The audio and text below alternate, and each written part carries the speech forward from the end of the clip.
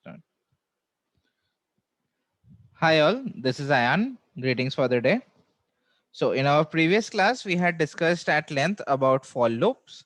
So I hope you remember how you can write a for loop and where it is being used. Okay. So in today's lecture, we will be focusing on while loop, and we will also be doing a few examples, and I'll also be demonstrating you about the nested for loop. Okay. So this is what we are going to cover today. So let's begin with while loop. So let's first start with a simple definition of while loop. So what is a while loop used for? So while loop is used to execute a block of statements repeatedly until a given condition is satisfied. Then the expression is checked again, and if it is still true, it is executed again. This continues until the expression becomes false. Okay. So this is the definition of while loop. Now, what does this mean? So, for example, let's say we go for a for loop. Okay. So let me go here. Let's revisit the previous example. So if you see in a basic for loop, you write a for statement. You write a statement for entry into the loop. Okay. So this is the condition for the for the program to enter into a for loop, and then we just execute the statement, right? So this is how you write a for loop. But for a while loop, this is not the scenario for while loop. For while loop, what happens is we have to write the condition at which the code will enter the loop, and we should also mention the terminating condition of the loop. Okay. So how is this happening? When you're using for loop, so the first condition is being satisfied for I in list 1. That is, we are checking if a particular variable is in list 1, we print I into 2. Okay, so this is what we are doing. This action is what we are taking, right? But after that, you will see no further statements and the loop executes perfectly. So you won't see a terminating condition here. But for a while loop, there will be a terminating condition like this. So here I have mentioned there is a terminating condition. So what does the terminating condition do? The terminating condition makes sure that the loop ends at a certain point of time. If the terminating condition is incorrect, or if you do not mention a terminating condition, then the program runs into an infinite loop. So it enters the loop but cannot exit the loop. Okay. That situation is called the infinite loop, and you don't want that to happen because that crashes the program. Okay. Now let me show you how a while loop is being executed. Okay. So this is a simple example of while loop. So we first initiate a variable n equal to 0. Then we write the condition for the for the program to enter into the loop. So the condition is n should be less than equal to 5. If this condition is satisfied, we print n. Okay. Then for the next iteration, whatever value n has taken, we increment the value by 1. Okay. So let me run this, and from the output, you will have a better idea on how the while loop is working. Okay. So let's run this. Okay, I believe it's okay. Sorry, it's the kernel issue. Sorry. So let's select the kernel first, and then we can run this. Okay, now let's run this. So as you can see, so what is happening here? So we start with a value. We first declare that n is equal to 0. Then the loop checks whether the condition is being satisfied. So 0 is less than equal to 5. The condition is being satisfied, so it would print 0. So the 0 is printed. Then we increment that by 1. So now n is 0 plus 1. So now n value is 1. So now again it will go back and it will check. N has now taken the value of 1. So is n less than equal to 5? It is less than equal to 5. This condition is satisfied. It would print 1. Okay. So this process goes on. Again, we are incrementing 1 by 1. So it becomes 2. 2 also satisfies this condition, it is printed. 3 satisfies this condition, it is printed. And this goes on until we go to the point where n is equal to 4. Okay. So n comes here, n is equal to 4 this time, which is less than equal to 5. Condition satisfied. It prints 4. And then it increments the value by 1. So now n takes the value of 5. So after 4 is printed, n takes the value of 5. Then 5 comes here. This condition is again satisfied. So we print 5. Then n is incremented by 1. So now what happens is, now n takes the value of 6. And then when it goes back here, you will see that this condition is not being satisfied. So because of that, the loop terminates there. So no further action is taken after that. So that's why it is printing up to 5. Okay. Now, as I was telling you about the situation of an infinite while loop, let's say instead of less than equal to, you just say n greater than 5. So what does this mean? When I say n greater than 5, I mean n can be any number from 5 to infinity, right? So there is no end to it. So if I run this program, if I run this particular cell, it will run into an infinite loop, because we will, if we are initiating by 0, okay, so okay, 0 won't be printed, 1 2 3 4 won't be printed, 5 won't be printed, but from 6 onwards, when it comes here, 6 is greater than 5, we print 6, then we increment by 7, 7 is greater than 5, again we print 7. This keeps going on, and the program runs into an infinite loop. So let me show you that. If you run this kind of a program, so the kernel is actually still running, but you won't be seeing any output because the loop is not getting terminated. Okay. So you don't want that to happen. You won't be getting any output here. So I'll need to stop it there. Okay. And then I can just remove the condition again. So less than 5 would work. Less than 5 is giving you the required output, but greater than 5 will cause it to run into an infinite loop. Okay. So this is the example that I had previously explained. Now, just like in case of a for loop, you can perform operations on this. Okay. So you can perform the operation like this, and you can get the value multiplied by 2. You can also use if else inside a while loop. That is also allowed, but I'll leave that to you to do. Okay. And now, going back to the problem that we had discussed in the previous class. If you remember, we started loop on this note that we are going to print multiplication tables, and we need to make sure that we are not rewriting this code. So let's try this out using a while loop. Okay. So here it goes. So let's say you want to uh, print the multiples of 5 from 1 to 10. Okay. So we start with n as 1. Then we write the condition of while n. We need to make sure that it is less than equal to 10, right? Because you want it from 1 to 10. So less than 10, less than equal to 10. Then print. How do you print that? So you can print it like this. str n. So it's a string.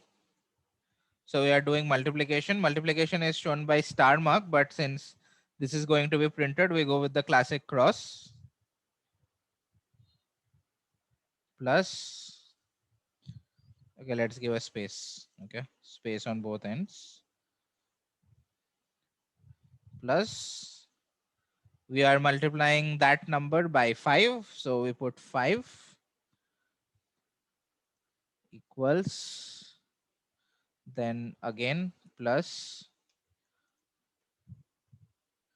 str.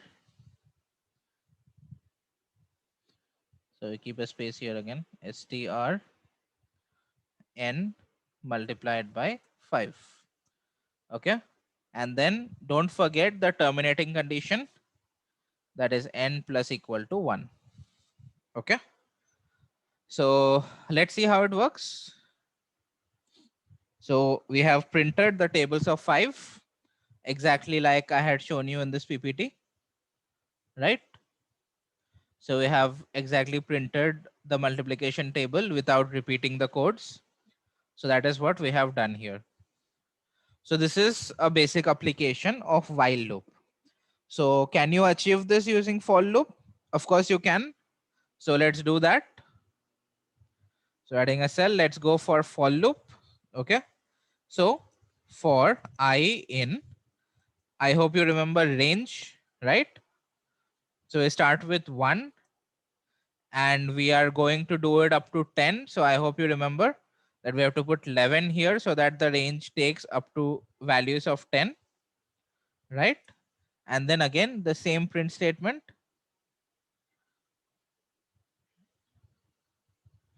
Instead of n, it would be I. And again here, instead of n, it would be I. Okay, let's see. So we get the same output. Okay. So it's the same kind of output using both the loops. So just remember that when you're using a while loop, you have to give a terminating condition. If you do not give this, it will throw an infinite loop and it will keep going.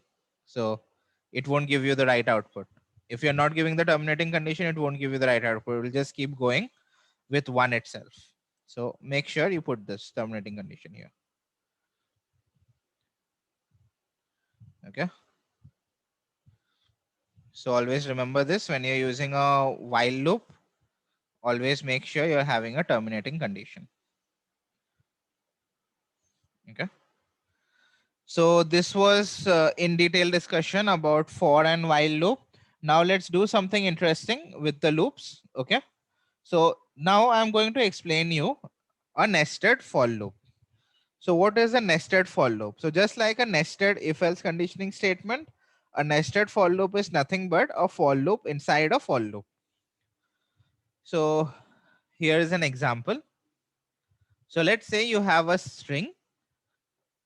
You have a string like this, and I want you to print out a list containing all the possible substrings from this string taken from left to right. So what does that mean? So for A, B, C, D, F, G, H, I, J, A is a substring, AB is a substring, ABC is a substring, ABD is a substring, and so on up to AB, IJKL. Okay, up to there it's one substring. Then again, starting from B, B itself is a substring, BCD is a substring, BC is a substring, and so on. So that is substring from left to right. Okay, that is what you want to do. Now, how are we doing this? So we are going to do this using a for loop, a nested for loop. So first we declare a substring list here, an empty list. Then we run the first for loop. Okay, so let me first run this code and show you what I'm expecting. So if I run this, and then if I show you, so this is the kind of substring list.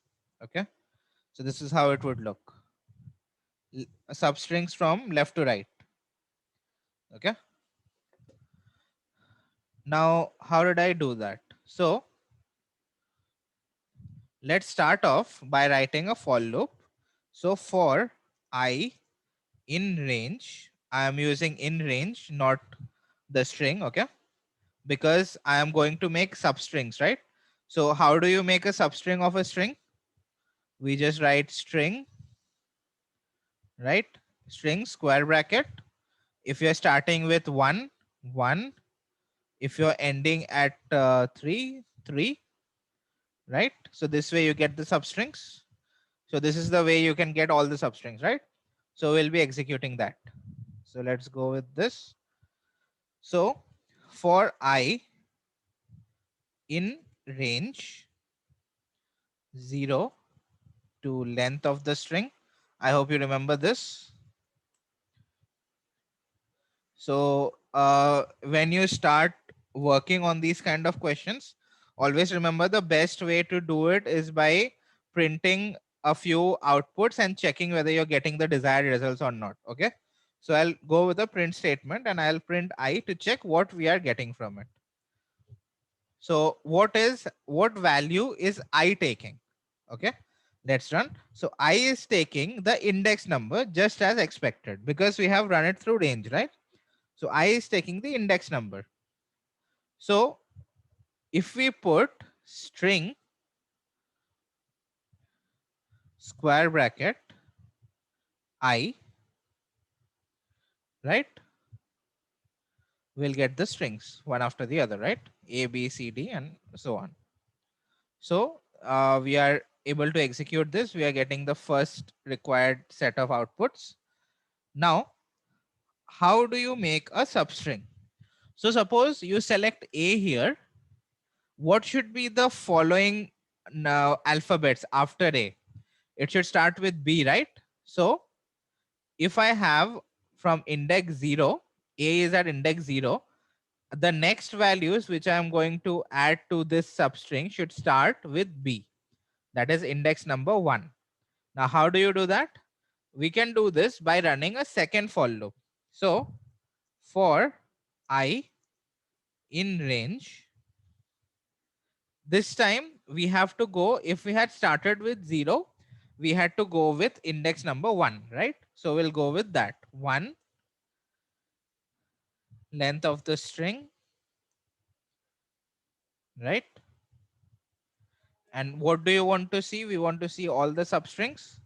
So we're going to print string square bracket I colon j. Makes sense, right? So let's run this and see what happens. Okay. So as you can see, we are getting the substrings. Now, if you see what exactly happening here, what is exactly happening here is the substrings are getting repeated, right? So you're just getting repeated values of substring. Why is that happening? Because in this line, we have written range 1 to length of the string again. So which means that it is going up to L and then it is again repeating from L. Okay. So you don't want that. So what you can do is simply put it as length of the string plus 1. So this makes sure that the second for loop which is running takes the index after the final index. Okay. So let's run this. Right. Okay, something went wrong. Just give me a moment. Okay. Okay. So again, as you can see, again, there is a repetition, right? So why is this happening? So this is how you have to debug your code. You have to keep running. You have to keep getting the outputs and you have to see what is going wrong. So what is going wrong here? Let's analyze. So when I start with I in range 0 to length of the string, I takes the value 0. So string I would mean it will start from A, right? But in the next line, what I have done is for I in range 1 to length of the string. So what is happening in this case? This particular for loop, it is taking values from index number 1, but it keeps taking value from index number 1 itself every time. We don't want that to happen. The for loop should also change, should also move along with the first for loop. So that is the logic. So what we can do here is instead of using the same one here and putting this way, so what we can do is for I in range 0 to length of the string, followed by for j in range I to length of the string plus 1, we'll be printing string I colon j. Let's run this.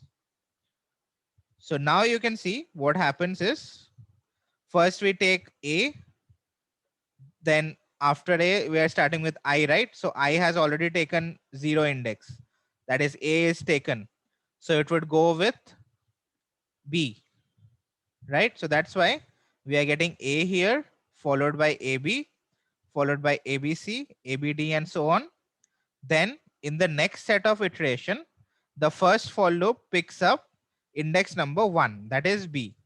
And the second for loop picks up the next index, that is C. So we are getting B, BC, and so on, right? So we are getting all these substrings.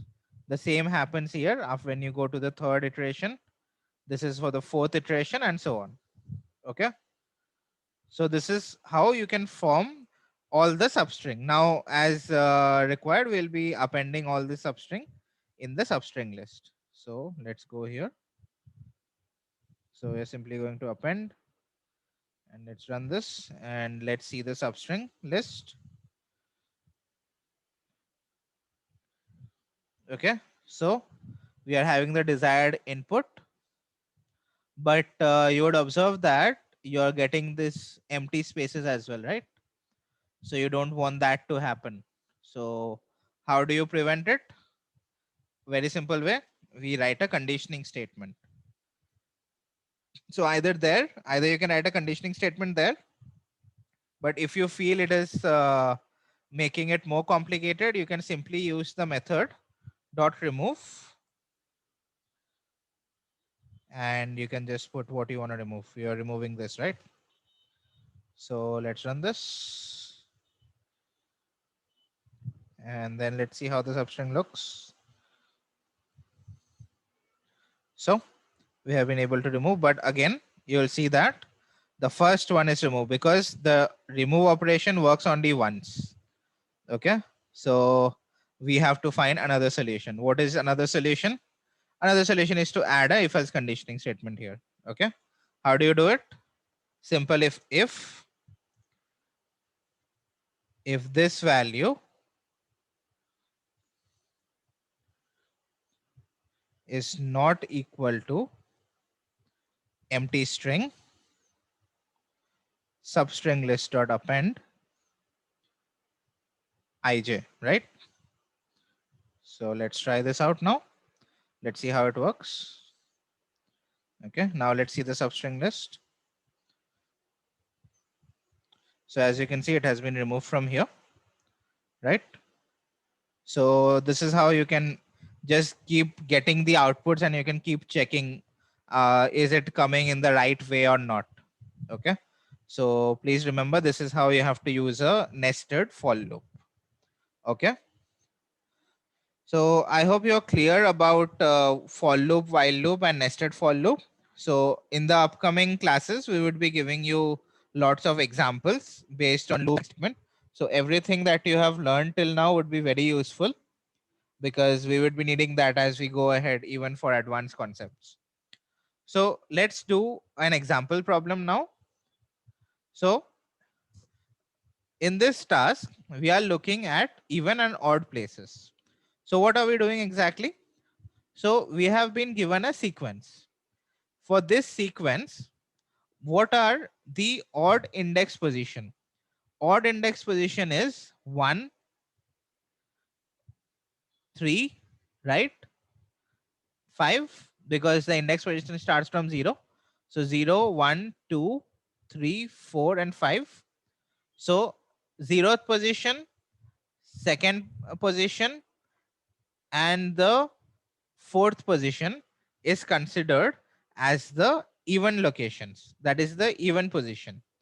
And first, that is first, which is U, H, and J, are in the odd position. Now, you have to make sure that the string given to you is such that it has alphabets in the odd position and digits in the even position. So in case of this string, if you see here, odd position, that is 1, that has an alphabet U. Then odd position again 3, that has an alphabet, that is H. And the odd position 5, which again has an alphabet J. Okay, so the first condition is being satisfied, that is all the odd positions have an alphabet. Now let's check the even positions. So even position is starting with 0, that has 0 again, 0 at 0th position. So even position has number here. Again, even position 1, even position 2, which has a number. Even position 4, which again has a number. So in this case, if both these conditions are satisfied, we are going to print true. Okay, so I have written the program in this to save some time. So let's run this program and see what happens. So this is the input as I have explained to you. Let's run this. Okay, sorry, I have to select the kernel again. So let's select the data science kernel and let's run this.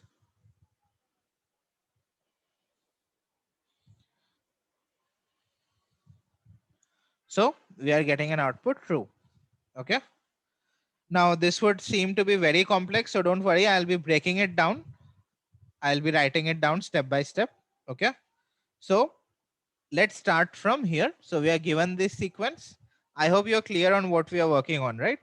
So we are given this sequence. We have to make sure that there is a alphabet at the odd location, that is the odd positions, and there is a number in the even position. Okay, so first step that I would like to take is I can create two lists. Okay, so there are many approaches to solve a problem, but I am just explaining you one of them. So I'll create two lists, namely odd position, that would be taking the values which are in the odd positions, that is index number 1, 3 and 5, and we'll have a list called even position, which would take the values in the even location. Okay, now how do we check whether the location is even or odd? Obviously there are a lot of ways again, but my method would be, let's you take advantage of the range function. So as I had mentioned to you previously, range function gives us an option to give a step, right?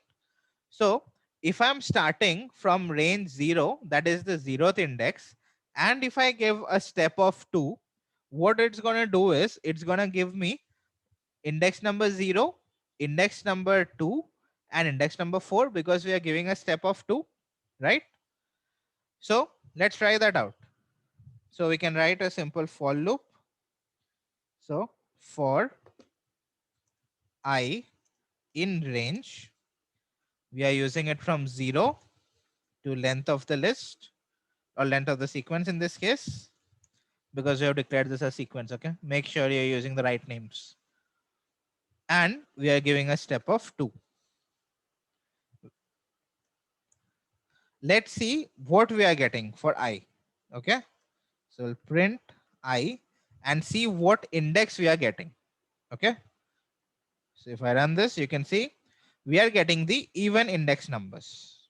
Okay, now if I put like sequence and then put a square bracket here,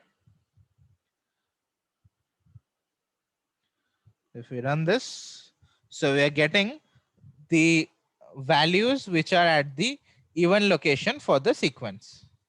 Okay, this is happening, right? This is working fine. So what we are going to do is, instead of printing, we are simply going to append it to the even position list.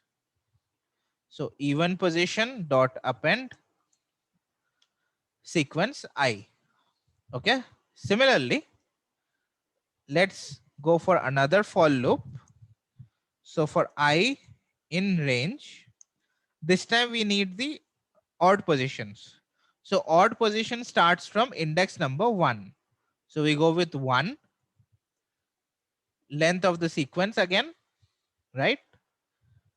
And again, we are going to give a step of 2.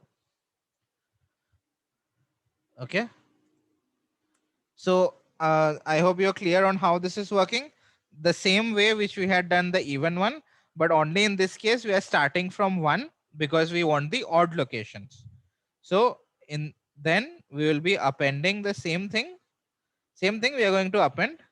So dot append and sequence I, right? So if you run this, we have both the list. So we can just check on what we have actually got, right?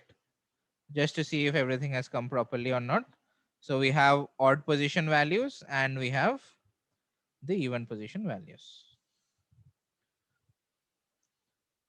Okay. Now, moving on to the next step. How do you make sure that all the values inside the list that you have created are alphabets or are digits? So we are going to use the isAlpha and isDigit method. Okay.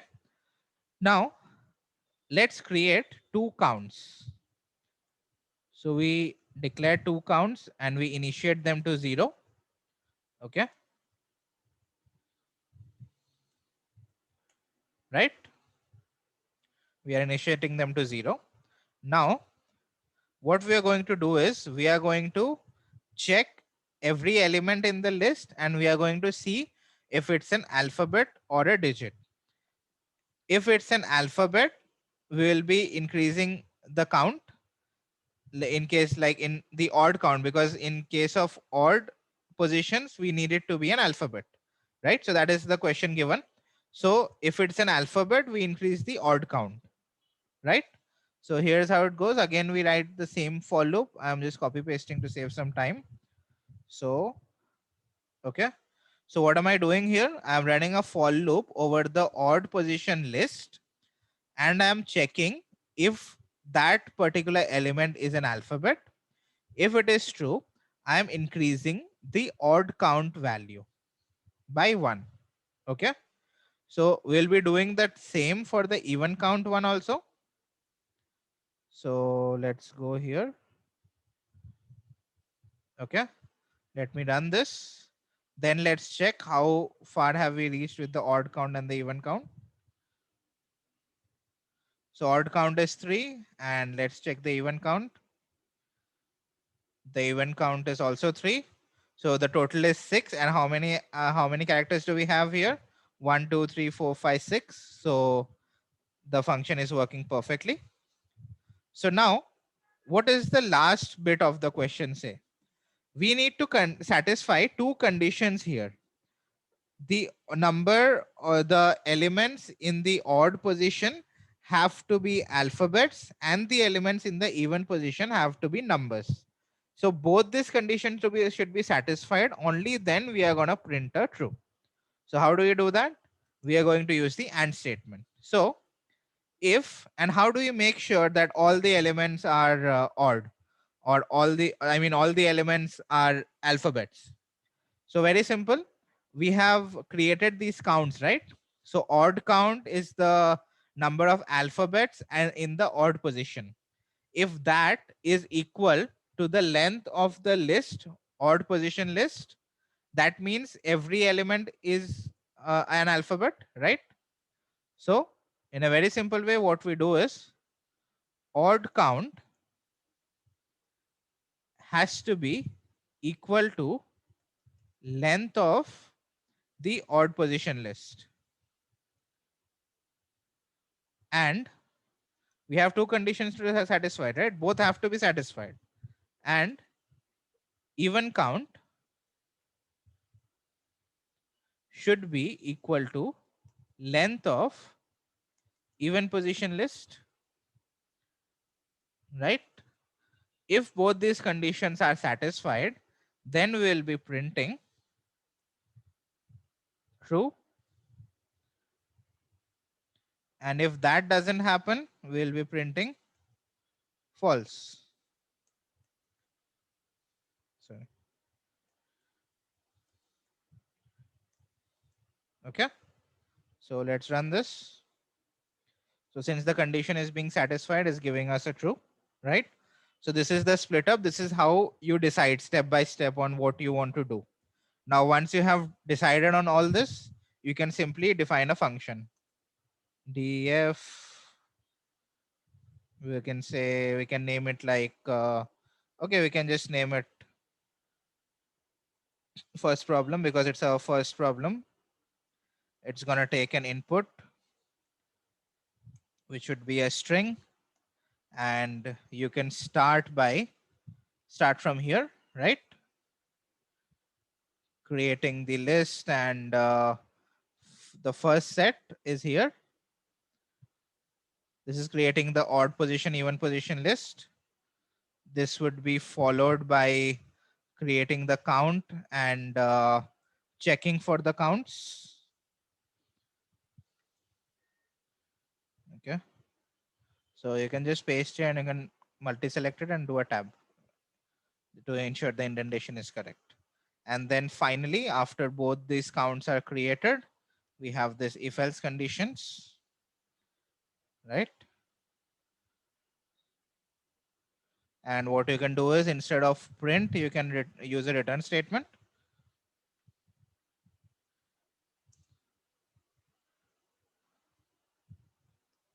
Okay. So instead of print, we are doing a return, right? And now you can use this function multiple times and just call it. You can make it a little fancy, right? You can put string equal to input, and then you can call this function. First problem.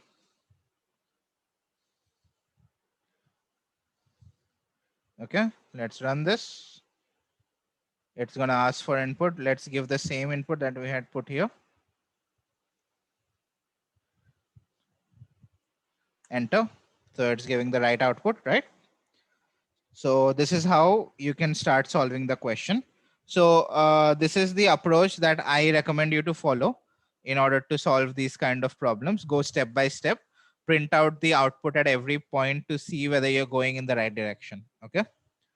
So that would be all for today. In the upcoming classes, we would be discussing a few more problem statements. So to familiarize you with the concepts, and keep practicing, and please make sure you practice more, because these kind of things would come only with practice. Okay. So thank you and see you in the next class. Have a nice day.